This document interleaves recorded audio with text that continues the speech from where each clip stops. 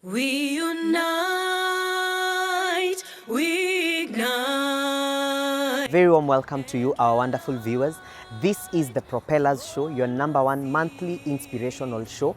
This is that place where lost hope is revived and life finds its meaning. Remember, this year we have been taking you for episodes of A Story for a Story, an experience for an experience, and a motivation for another. There is nothing that excites me more than this show, because today I am taking you to a well of inspiration and a harbor of wisdom. I bring to you a guest who is the CEO of Eden, Kenya. He is an amazing author and a motivational speaker as well. Ladies and gentlemen, join me as we interview none other than Reinhard Atela.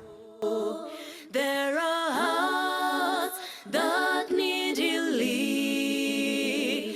There are souls that need to be revived. It all happens here on your favorite show. It all happens here on your favorite show. Welcome, Mr. Reinhard. Thank you very much. We are very excited to have you in the Propellers Show today. It's my pleasure. This is the place where lost hope is revived and life finds its meaning. Wow. So we are happy and very excited actually to have you. Our viewers only know very few details about you. Number one, they know you are CEO Eden, Kenya. And number two, they already know that you're an author. Yes. But I believe there is more to Mr. Reinhard than just a CEO and an author. Yeah. Would you please take us through who is Mr. Reinhard? Thank you very much, Eric, and the entire Propeller Show host. This is a great show, actually the best show in Africa. Wow. Now, Reinhard Atela is a young man, passionate about transformation and change. I'm an author of around 7 books, and I'll talk about that later. I'm a CEO of, actually, I'm the founder. Eden Kenya is an organization, but I'm just a founder and executive director. I'm a CEO of Fidelity Group International Limited. I'm a CEO of Propeller International Limited. I'm a CEO of Prince Reinhard Investment Limited. So I'm a businessman interested in different fields of investment, from mining to real estate to any other thing that brings money except selling people. Yes, I'm also a son to my mother and a brother to my sisters, single and not ready to mingle. Wow. So all that makes Mr. Reinhard Atela. Yes, for now. Wow, I am so impressed with your resume. You know, I'm just hearing CEO, and Yes. it's very exciting. And now we are here because we need to inspire lives, and I want to believe that your glory did not just appear in one day. As they say, Rome is not built in a day. Sure. So would you mind telling us a little bit about your growing up and your journey through life? Let's say the story of your life. The story is long, and I think if we start talking about it now, it will take 10 years. But anyway, I'll shorten it. Well, I was born in a family of 10 children, and my dad had 2 wives. So the other wife had 2 kids. So when I woke up, when I got to realize that I was from this family, my dad had left us. So he left my mom with 10 kids to take care of, and I was the 7th born. And so life really was a challenge growing up, because number one, I have to admit in front of the camera that I didn't like school. So growing up, I was like, is there anything better than going to school? But then life was really challenging because of the huge number of members of the family and being the 7th born. So personally, I didn't get parenting. I grew up sleeping in the field because I had this weird liking of stars and moon. So because nobody cared where I was as young as age 4, because my dad died when I was 4. So when he died, life became a tussle where I personally had to look for food from different houses, walking from my uncle's place to another place to get food. I actually have a very interesting, funny part of that expedition where one of my uncle saw me walking into his house and the food was being set on the table, and so he called for chili so that I would be stopped from eating. Oh my God. But it ended up that I was a fighter. So I ate with him until he was the one to leave the food. Even with all the chili. With all the chili. You So, must have been born a fighter. I tell you, so basically life was not easy growing up. So by the time I was in class 3, I had found out that we were broke and the family had nothing. So I had to start begging for money from my father's friends whom I knew to sometimes come and help my mom buy food and stuff. And my brothers were in school, so my mom had to beg for food and school fee to take them to school. There were so many. So that answers why I was not brought up, because I could just find myself going from this house to the other. By the time I'm coming back home, they have locked the door, so I can't go into the house. In other words, you started your life at class 3. At the age of 6. Age of 6? Yes, class 2. Class 2. Yes. That's how it began. That's how it began. Never easy. Actually, by class 6, I'd left my mom's house to stay alone. Shock us. Because my brother was a teacher in one of the schools. He was teaching and also struggling. So that also answered why there was a lot of challenges with him. So he had been given a house in the school. And because at class 6, around 7 there, I remember there was a night we had slept hungry and there was no light in the family. And something happened that we had a cat. Her name was KCPE. I don't know why my mom chose to name her that. A cat, like a cat pet? Yes, a pet. That was called KCPE. KCPE. There's more to the story. Yeah. So there's a part of my story where I say a snake changed my life. So weirdly enough, the cat was fighting something. Because there was no light, I went to kick the cat, but the cat scratched me. And looking down, I saw a huge snake having vomited a lot of venom. Yeah. And I got frightened and jumped out of bed to my mom's bed and looked for something. We killed the snake. Long story short. But then the following day, that was class 7, I was now 12 years old. I woke up for the first time, the earliest, more than anybody else in the family, and I went to school the earliest, and my life changed. Because from that day I said, I have to change this story. This darkness, this poverty, this lack has to be changed. But if it's not going to change by me, then nobody else. So by that time, all I knew was go to school, get a good job, and then you can change your family story. So from that day, I went to school very early. My brother, who was my science teacher, walked in and funnily enough asked the question that changed my life. He asked, what do you want to be when you grow up? And I was sitting in the last corner of class. So everybody had taken all the professions I knew. Okay. So I was left with no profession. So I had to choose what was left. And guess what? I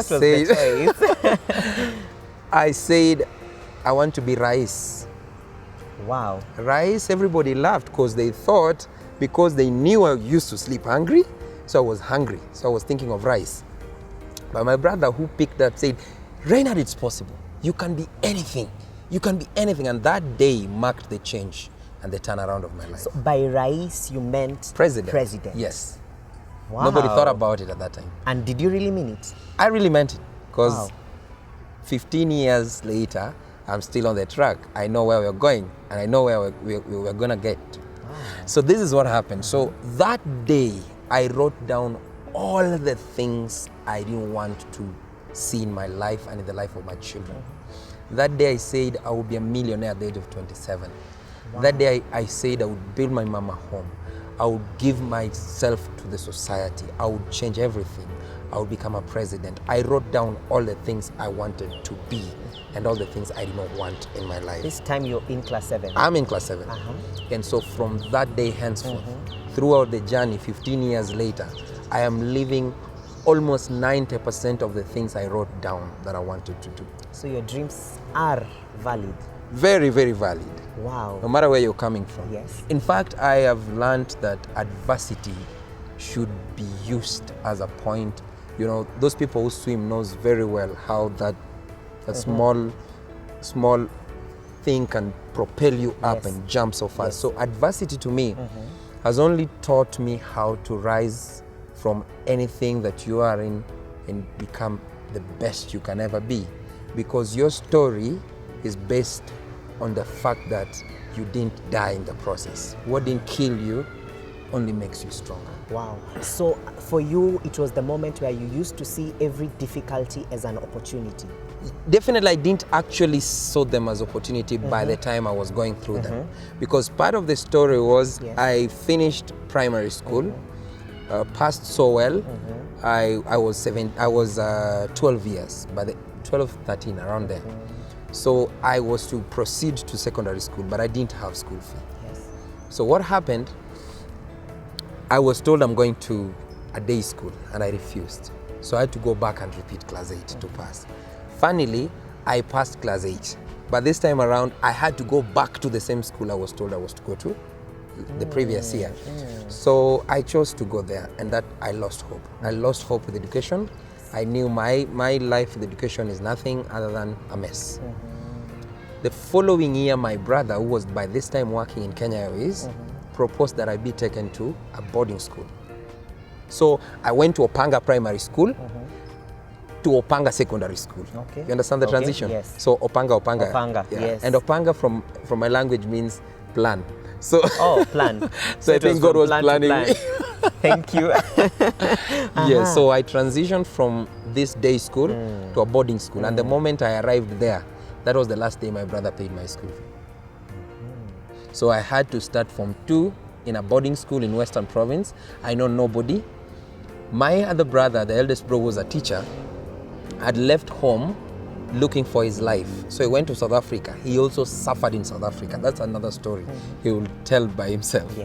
But then by this time, I don't have a brother. My brother in Kenya Airways is now drinking and wasted. He can't even pick my call when I ask him for school fees. So I had to survive in high school. And that's when I met the challenge of, I'm sorry to say this on camera because I know the guy would be watching. I met a guy when I was at Form 2 and he told me he would change my life. And I told him, how? He told me, come to my office. The guy handed over to me 20,000. That was a huge amount of money because my school fee arrears was 28,000 by that time. So I rushed back to school and he gave me his contact to call him when I come back. So when I came back, he told me, Reinhard, you know what? I want to change your life. You're a very good boy. You look smart, man. And that inspired me, like this guy has seen something in me. So several times he used to give me something that I go and drop to a friend of his. Then coming back, he would give me 30,000, 40,000 in Form 2 now. So I started paying my school fee. Out of goodwill or? Yeah, I thought it was out of goodwill because this is just, he used to tell me dress up in uniform, but then come to my office, then I would pick this thing wrapped so well and I drop it. I later realized when I was almost interdicted by the police that I was helping this guy to transfer drugs from his office to his client. So he used to give you something that is wrapped up well? Yeah, so well wrapped up, so you don't know what it is. Then you'd make the delivery? Yes, I just drop it to this guy. Little did you know it was drug, very bad drug. So this is how I came to know. One day I was dropping this, and I saw police coming. So when the guy I was to give this thing saw them coming, he ran away. So I also ran in the guise of why is this guy running? So I called him, having found myself a space to sit. And I told him, bro, I've been arrested, which was a lie. But then he told me, don't even mention my name. Don't mention my name. I told him, so what do I do? These people want money. Did they take that thing? Yes, they have taken it. So that is the day I opened for the first time and saw that this was drug. So that is how you realized what was about to change your life was drug money. And how comes you stopped it? Because you actually needed the money for I really needed the money. So when I realized it was drugs and I was not willing to go that direction, I decided to stop communication with this guy. So I went back to school and opened up to my class teacher and told her my situation. And she was like, Reinhard, you're a very bright student, because I used to really perform well. And she told me I will talk to the principal to see if we can help you. So she talked to the principal, and the principal called me. I explained everything, point blank, and he accepted me in school. Thanks to Mr. John Chailu, man. I give it to you, man. So what happened, he told me, from today, you're not going to be sent home. So you're going to be in school, you'll study. So that was the last day I was sent for school fee. So that was now, I was going to Form 3. And then from Form 3, I remember one night, I got born again now, in Form 2 towards the end. And I got introduced to another person that, hey, Wow. a father. Wow. I found a father who was very far away from me, according to everything that I was reading from the Bible. But then one night, I prayed and told God, God, I don't want to go back home. If you're my father, please pay my school fee. Wow. And that is the following day, I met my class teacher who talked to the principal, and that's how my school fee was waived. So your faith actually did it for you? Yes. That moment? I prayed the following day, it was cancelled. And did you really mean it that God pay my fees? No. I didn't You even just- know he would do it. Me, I was like, this is the last point of resort. Yes. I don't know where I could go after this. So if I'm chased, this is the last time I'll go back home, and Does I'll never this come back to school. actually mean that God can even answer to our jokes? If that was a joke, then it was the best joke of my life. Wow. Yes, because after that, Yes. the school accepted me, so I could be going to school without paying school fee. And that year, there was elections for prefects in our school, and I was elected lights and furniture prefect. And that also meant I was indispensable, because whenever there is no light in school, there is no education. So that position also made me, and that was a turning point in my life, because I got people coming into my life. Now my school fee is catered for, right? So I don't have issues with school fee. But now I don't have pocket money. I would leave home with 280 shillings after every holiday. I come back to school with nothing to show of it. But getting at the gate, every Form 1 and Form 2 runs towards me.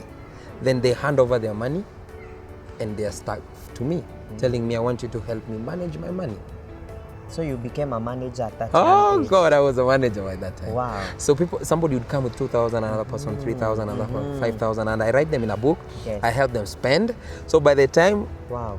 the term is ending towards the end, I have helped them manage the money until we have something left. Okay. And they come to me and tell me, Atela, don't give me what is left, because if I tell my mom it was left, they won't give me more. I've managed them well. They've never whistled. In our school, we used to call it whistling. Whistle. Okay, wow. Also in our school, it was the same. Oh, I great. can remember. So, Yeah. so they would leave me with this money. So I would take the money left, go back home, and spend it on my mom and my brother, who was also still struggling. Then something popped into my mind that I can do business. So in Now Form you 3 are about 17 years of Yes, age. I'm 17 years. 17, 16. Mm-hmm. Now I decided now I can do business. Can I try? So I went back to the guy and I told him I want to do it because I don't know why I needed the money. I think I wanted to change my mother's Wait story. a minute. You went back to the guy who used to help Who himself used- through you. Yes. traffic You remember drugs. him? Yes, I do. Yeah, so I went to him and told him, you know what, I'm now ready. I believe I'm strong enough. I'm This ready is to about do 4 years down the line. 3 years. 3 Two years. 2 years. 2 years, Because okay. it was in Form 1, Form 2, where I met him. Then now I'm coming back Form 3. Yes. Basically months. And then he told me, are you sure you're ready? I told him, yes, I'm very ready. And he told me, no. This is what we're going to do. I want to give you something that will change your life forever without risking your life. I told him, I am ready, give it to me. Yes. So he gave me an appointment. And the following, I think after 1 week, it was on a Saturday, he told me to go to his house. So I went to his house. I spent the night in his house, but I really didn't understand the guy. So he told me at 12, we are going to go somewhere. That's you have midnight. to, yeah, midnight. You have to be very ready. So I told him, I'm ready, bro. So the guy walked me into a room. I found myself in a room full of guys who were so weird, with dress codes that were so weird. How weird. Weird in terms of occult. So he's initiating me into occult now. Because the drug thing did not work, now he's ready to put me into occult. I can imagine they were in black robes. Black and red. Black and red. With candles around the table. So he told me, I want to introduce you to the biggest team. We run the city. That was in Kisumu. So I was like, okay. I won't mention his name. Yes. What do I do? God, please. Funnily, my brother, who was born again by this time, remember I also had given my life to Christ a few months ago. Yeah. This man is busy praying for me and he doesn't know what I'm going through. So I told this guy, you know what, bro? He told me, he shook my shoulders and told me, be strong, man, be strong. I told him, okay, I'm ready. So I sat down and listened to those guys telling me good stories of how they would change my life. Things would really go well with me. They were filling a space in you that was empty. Yes. And I felt like, should I join or should I not join? I told the guy, you know what, bro? I'll join you next time. I'll come back next time to take the sacrifice. Can you go home? Because I felt afraid. There was terror in you. Yes, this was just all the things I've watched in movie. I watched people being initiated in different movies and I'm like, am I acting? Am I dreaming? I'm seated with these guys. I told him, I'm not ready. Reinhard, you're a brave man. Be strong, take this. I told him, no, let's do it later. So conviction took me out of this. I went back home and for the first time shared with my brother the story. He told me, crying, I was praying for you. God told me that you are in trouble. So in Form 3, I had to break ties with this guy. Completely, because I knew... This time for good. For good. I went back to school now, and because of the terror, I had no alternative but to be prayerful. So it was out of terror that you decided it is you and God always and forever. Oh God, please, every night, because my life ended into a form of fear.